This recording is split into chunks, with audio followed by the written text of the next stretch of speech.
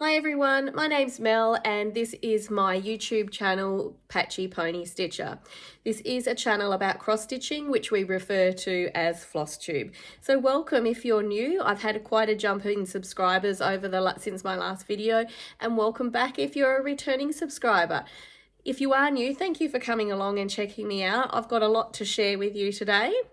Now, today is Wednesday, the 30th of October, Halloween Eve. As you can tell, or may not be able to tell, I'm from Australia, so Halloween wasn't something that I grew up with, so it's not something that I'm drawn to. But marketing and so forth is certainly bringing Halloween down under, and there's lots of Halloween on display, and it's certainly making its way into our world down here. But I live rurally, so we don't get trick-or-treaters, and so I don't decorate either. I am going to work tomorrow in dress up though. I'm going to be going as one of the pink ladies from Greece, so that'll be a little bit of fun. What have I got to share with you today? So I've got some fully finishes, I've got some whips, I've got some retreat update, and also an exclusive chart yet to be released that was presented to the retreat at by Fox and Rabbit. So let's get started and see what I've got for you today. So first of all, we're going to start off with 3 fully finished objects today to show you. One I'm absolutely stoked with. So settle back and enjoy your stitching, and here comes my fully finishes. So fully finish number 1 is a project bag. From my last video, I showed you some old frames that I'd purchased that had old needlework in them, and I really only purchased it for the frames. And this was one of the pieces embroidered inside one of the frames that it's not something I would put on my wall, but it's not something that I would want to throw in the garbage either. So I turned it into a project bag. It was glued to a piece of like plywood, so it was really hard to get off. And I really only got a small margin because the fabric frayed, but I'm really happy with how that came out.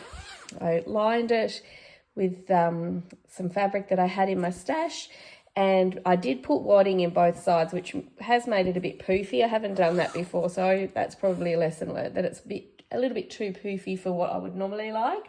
And on the back, I do have a little denim pocket feature that when I was going through my scoops, there I've got a loose thread, and there I've got another loose thread.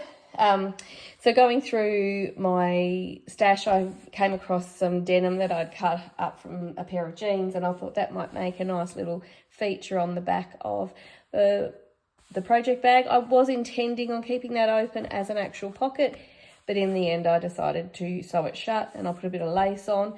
So with this, I actually sewed this onto the panel before I began putting the project bag together.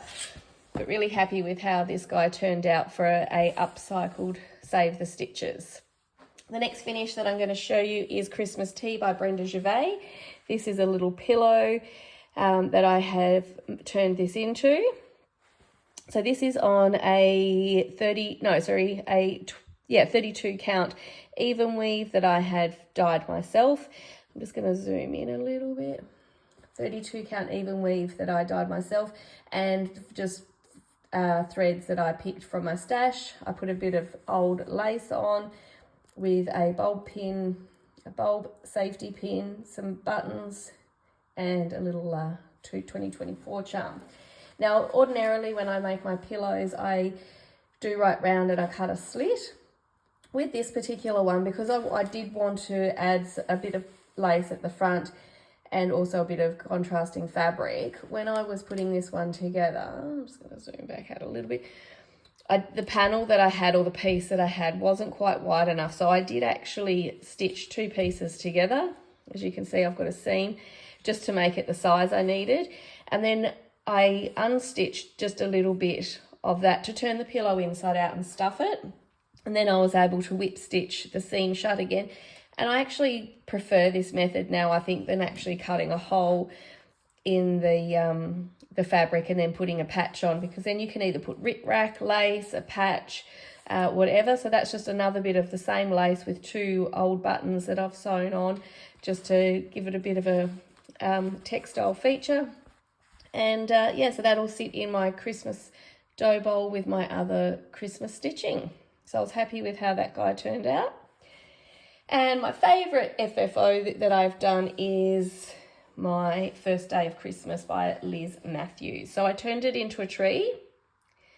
And if you follow me on Instagram, I did put this up straight away because I was so happy with how this turned out. So inside the tree is a polystyrofoam triangle that you do actually have to shave a little bit to get it to fit quite snug. And in the tip of the tree, I have, well, it called for polyfill, but I used my orts. So I stuffed all my orts up in there just to give it the point, because obviously the polystyrofoam, if it had that sort of point on it, could easily break. So the polystyrofoam only comes to here. So with this chart, if you haven't seen them before, you can either make them into a sampler or you can do the trees, and the tree design is a little bit less stitching. And then it's quite very simple to sew together. Really, it's only 2 lines of sewing, and the bottom edge gets tucked up in.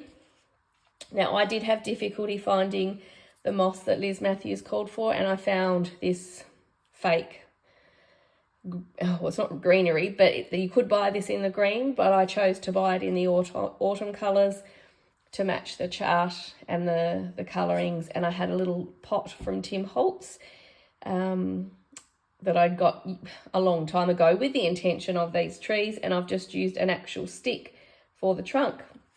The fabric on the back is a special fabric. It's from my husband's cravat from our wedding day, which I've been using on different finishes. So I had a little bit of that left, and I thought it matched the colourings quite well, and it's Christmassy, being gold and a little bit sparkly. So perfect for this, I thought. So all ready to do number 2. So I've had this out on display already. And I took it to the retreat that I've just attended to put onto the brag table, because I'm so pleased with how this little guy turned out. And he sits up quite nicely. Not that you can see from this angle. Now, works in progress, or WIPs as we like to call them. I have been a bit light on as far as how many I've touched. I used to be a challenge stitcher, so I would do 300 stitches on particular WIPs to meet certain challenges. Since coming back from the daisy chain retreat, I worked wholly and solely on the first day of Christmas. I just wanted to get that out. And I actually really enjoyed not having a challenge to do. So I kept that going. I put all my challenges aside, and I was working on my Quaker Christmas too. I am so close to a finish. I really wanted to have it finished before a stitch in time retreat. And I didn't take it with me because it's on white fabric. It's so nearly finished.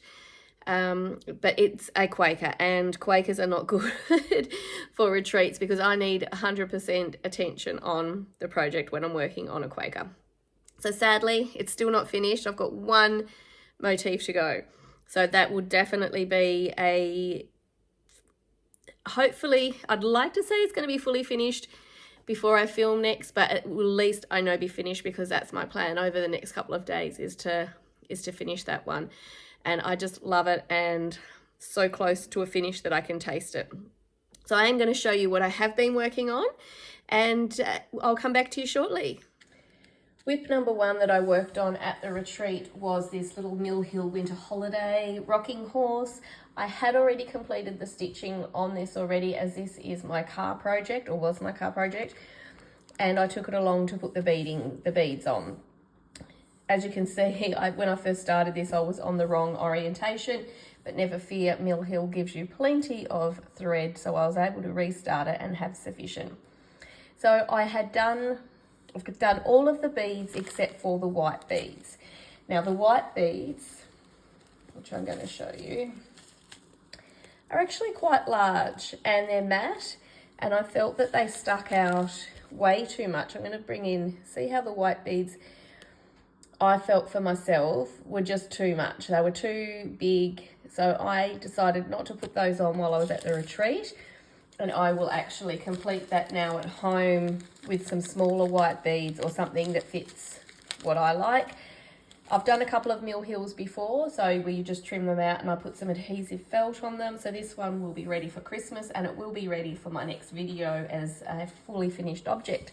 But I think he's really sweet. I'm really happy with how the beads turned out. If you haven't done one of these, they are a lot of fun, and they give you a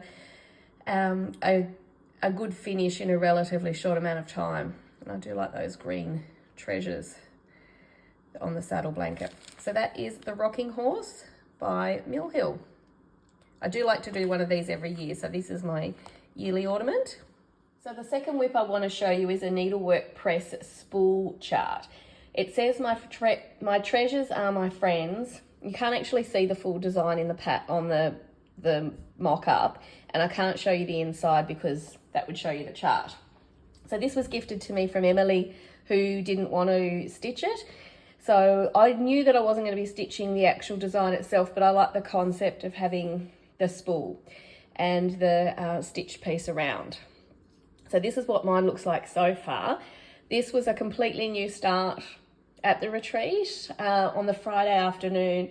I knew I'd be a little bit hyped up with the beginning of a retreat, so I thought I would choose something relatively easy and not a lot of thinking. And this was just something that I was charting up as I went. So what I have put on mine is love is patient, love is kind, love is all things. So I've still got a fair bit of room that I can do some more motifs in, or just sew that up a bit closer. So these particular words were said in a reading at our wedding, so that's why they have a special meaning to me. So I've got a little love heart, little flowers, some blue flowers, and I do want to put some more motifs on, so I just want to play with that at my leisure, and then I will actually complete it because it does come with some hardware. So I stitched this in a Cottage Garden Threads Hugs and Kisses, which I got in the Hearts for Pam kit. So this is a beautiful thread to stitch, and I really like it. So the chart itself did come with some flosses provided to do the actual provided stitch, so I'll use some of those up as I continue. It does, as I said, it comes with hardware and also a ribbon, so you can complete it. So it comes with this little arrow. So looking forward to having that fully finished to potentially show you in the next video with the hardware on. And I'm just securing the fabric. I think it's a 32 count, but it's quite it's quite hessian-y, like it's very raw type of fabric. So I'm just securing that. And the smell of this timber on the spool is just so divine. It smells so nice. So I can't wait to have that up on my shelf.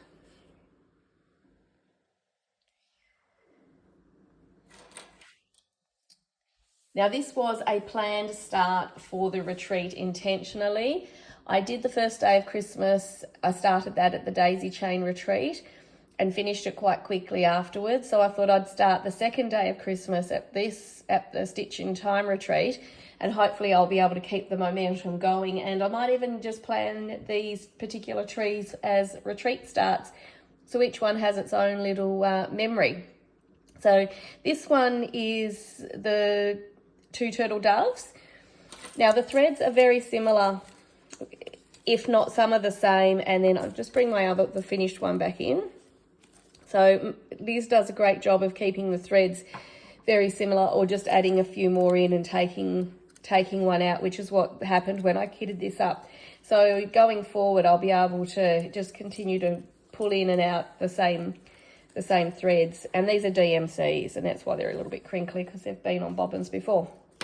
So this one, I do want it to be bigger than this, because I want my trees to have all different sizes, so they actually look a little bit foresty. So when they're on the shelf all together, when there's 12, I can sort of display them so they potentially look like a little forest.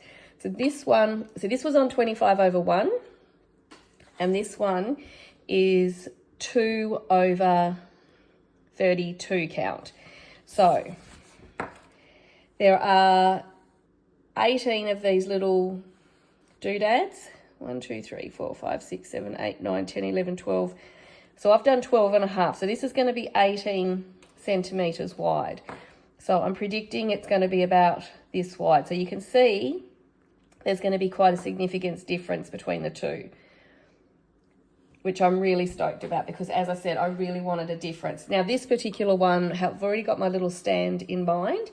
This is an old oil can that I purchased at an antique shop and be quite different. But again, the size, it will hopefully be relative to the size of the tree.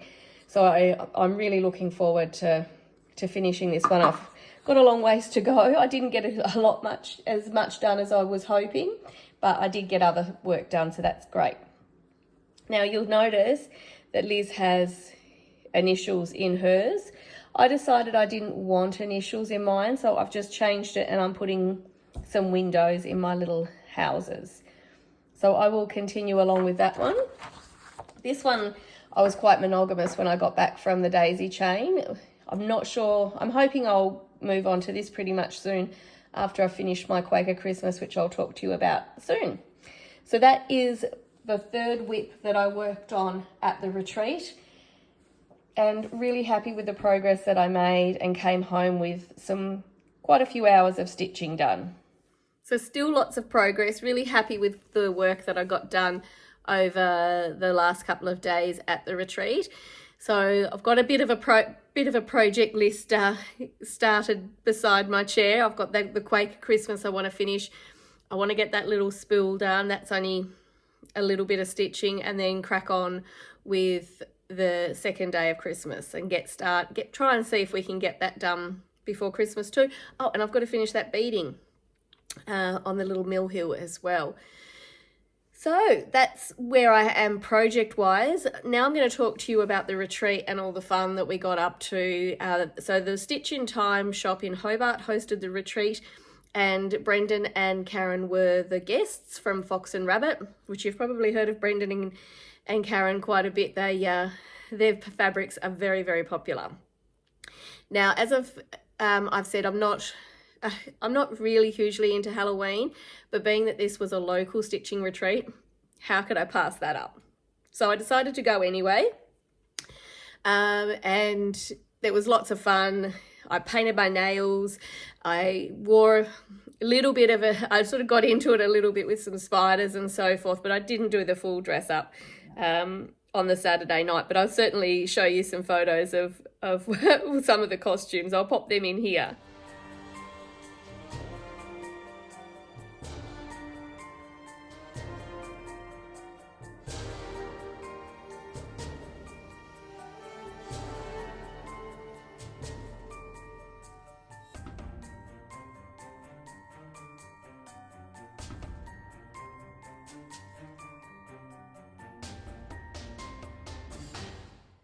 So much fun, and so many people put a lot of effort into their costumes, which was great. Now, the table I was sitting at, I did not know anyone. So what had happened was I'd arranged to sit with some ladies, and I was getting there late because I was working on the Friday. And what happened is that everyone was just so excited. They all just walked in and they weren't able to claim a whole table. So they even got split up. So I ended up on a table with some lovely ladies, and I think I've made some really good friends that will last a long time.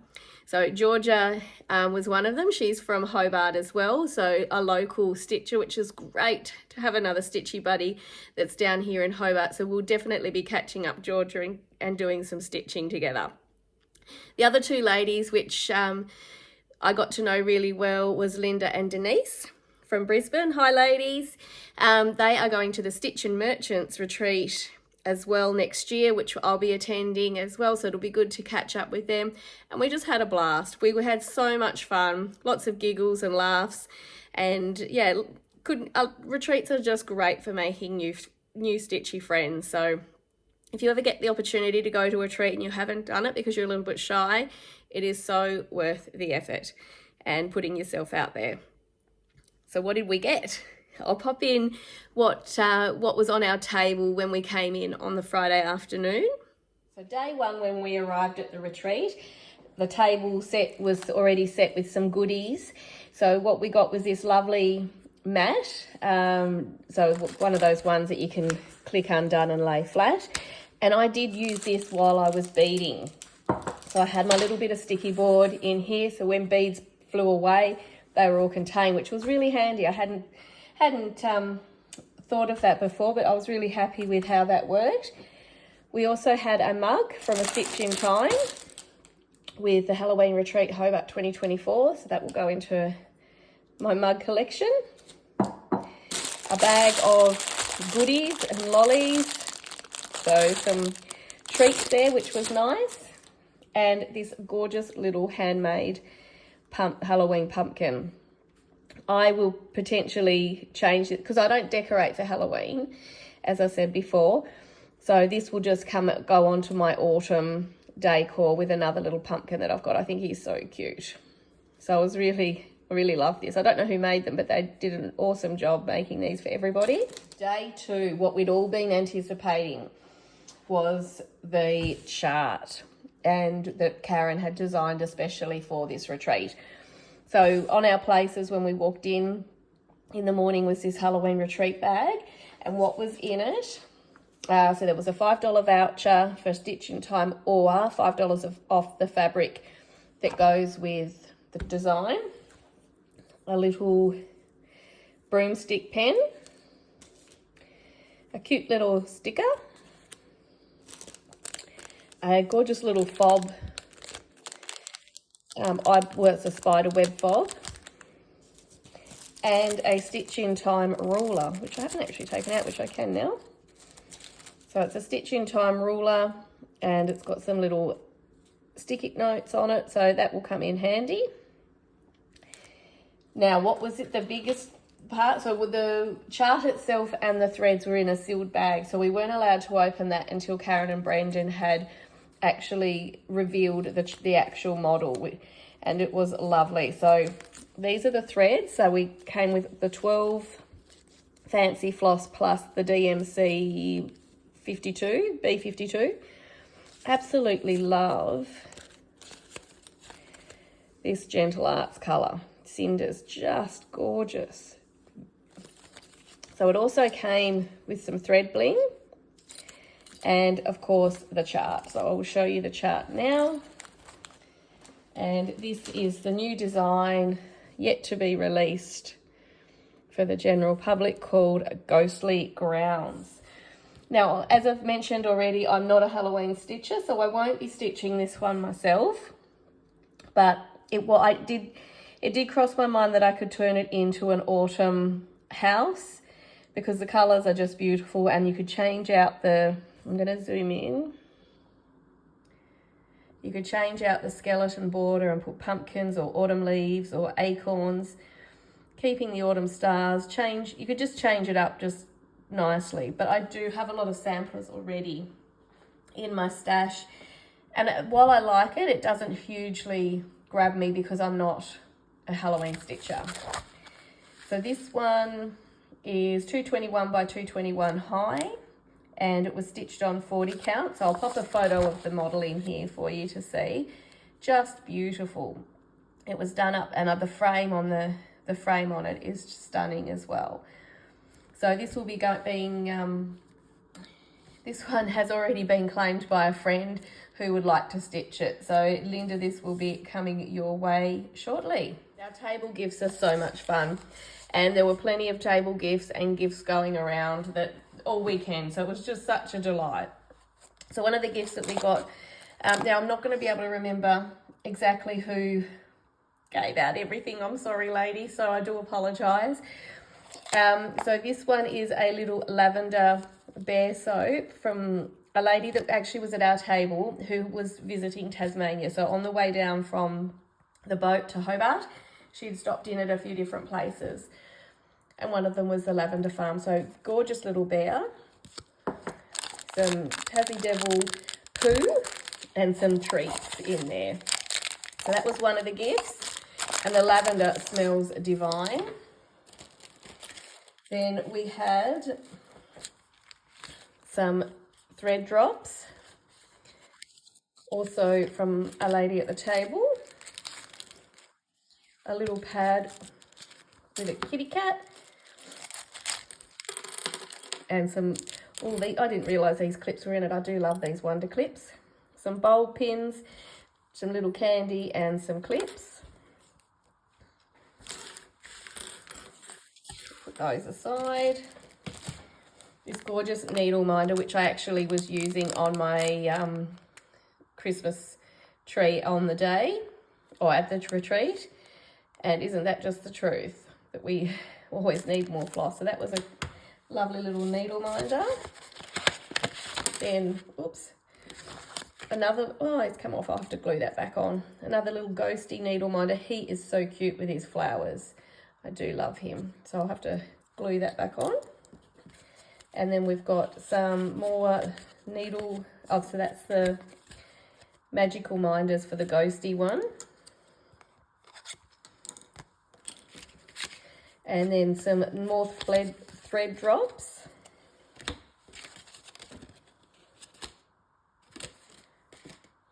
A gorgeous handmade thread bed. And it's even got a needle in it. That will certainly come in handy. I do love using those. And this is so cute. A little scissor fob with a little bat on it. He is so sweet. I thought that was so cute. Then there is a needle stick pin. Oh, more thread there. More.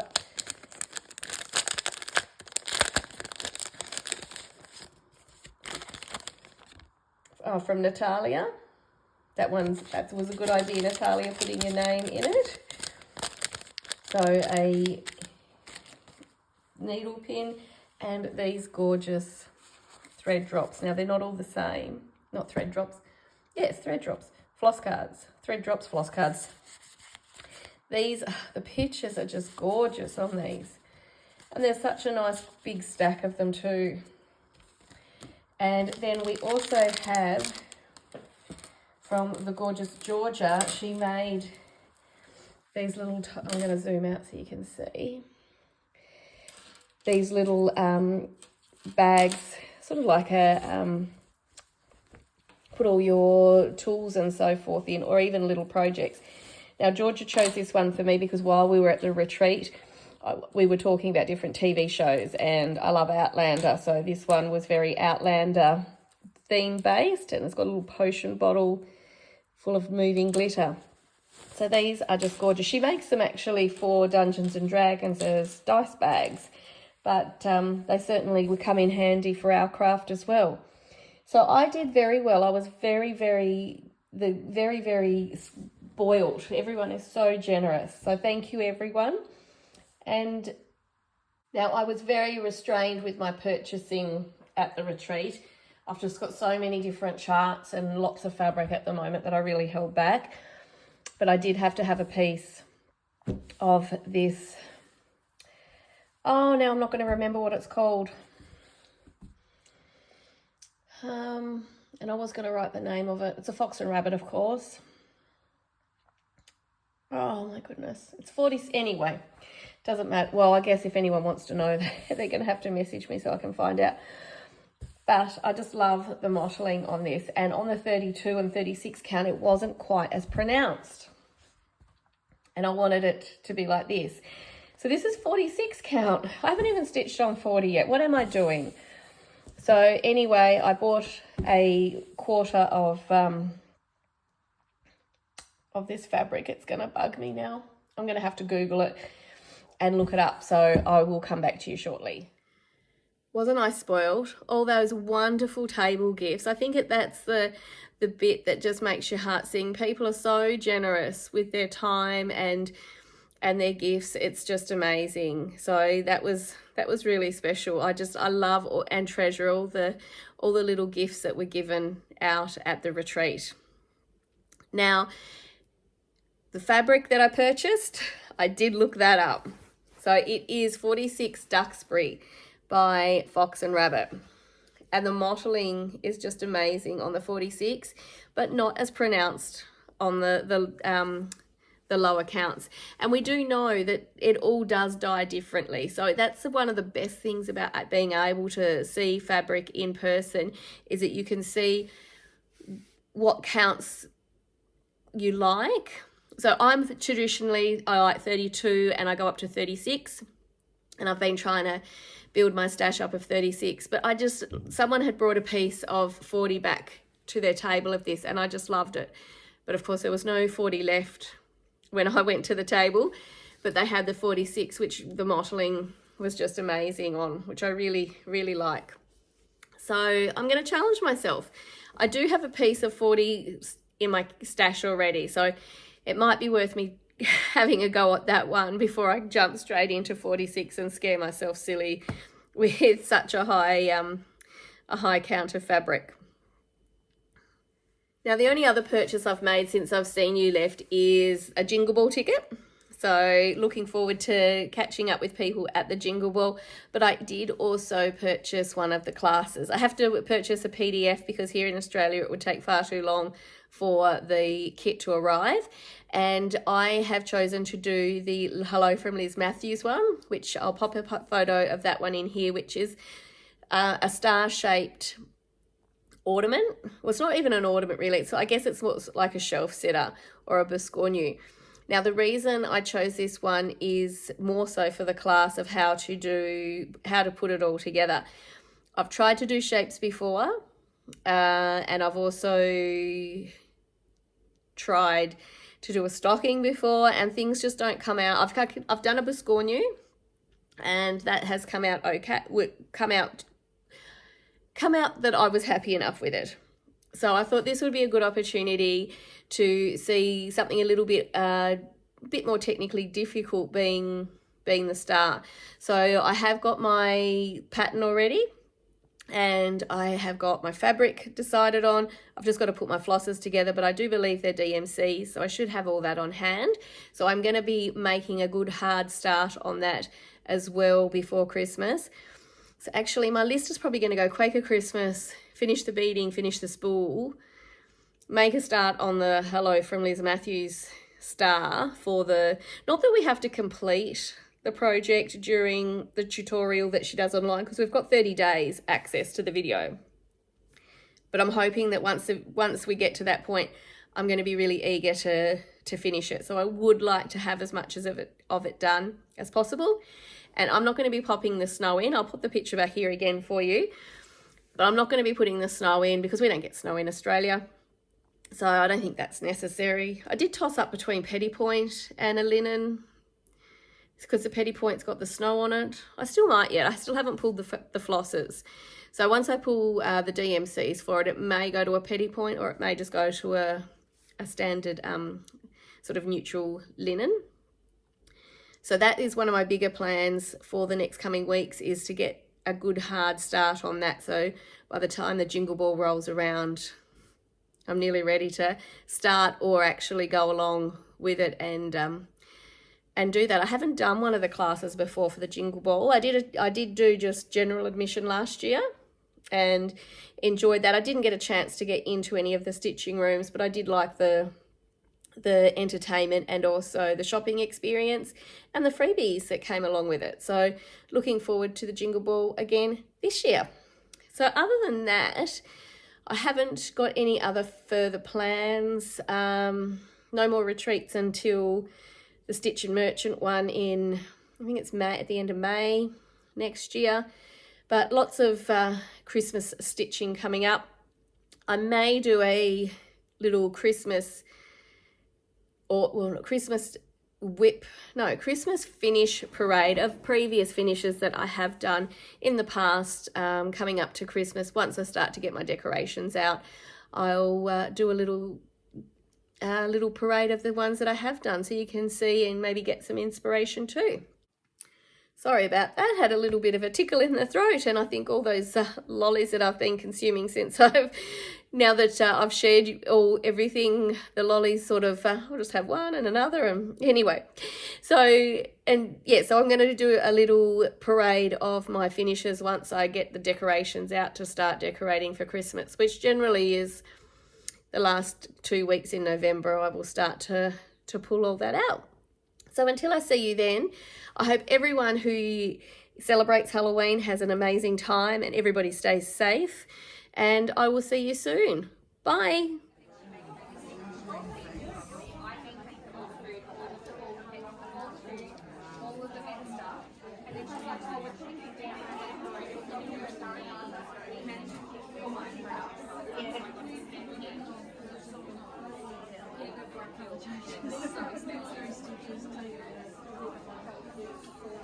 Sorry.